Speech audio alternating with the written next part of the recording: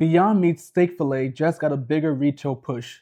Beyond Meat may have just delivered another small but important sign that its turnaround strategy is still moving forward.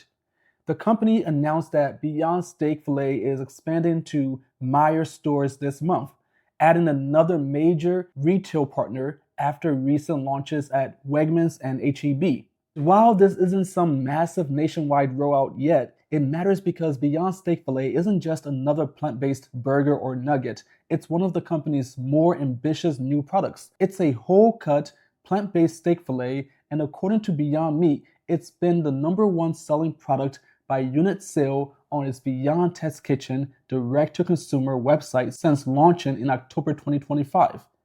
That's the part investors should pay attention to, because for a company like Beyond Meat, the turnaround story isn't just about cutting costs or surviving the bear market in plant-based meat. It's about proving that the company can still create new products people actually want, test them directly with consumers, generate demand, and then use that demand to win more shelf space at major retailers.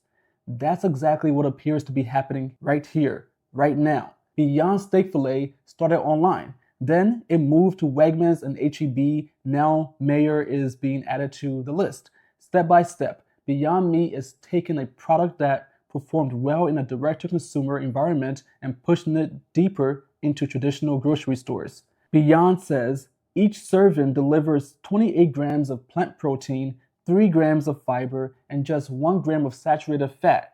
It's made with mycelium and avocado oil. And the company says it's also non-GMO, project verified, with no added antibiotics or hormones.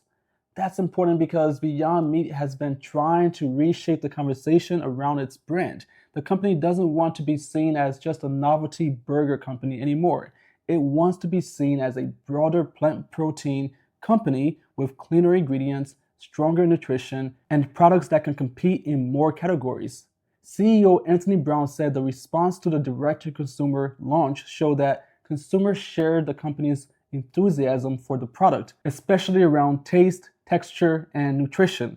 And now by bringing it to more retailers, Beyond is trying to make the steak experience easier to access at home. For Bowls, this is the kind of news that supports the idea that Beyond Meat still has innovation left. The company is not just recycling the same burger story from 2019. It's trying to move into higher value, more interesting formats, and whole cut steak is a category that could carry more excitement than another patty. For bears, the pushback is obvious.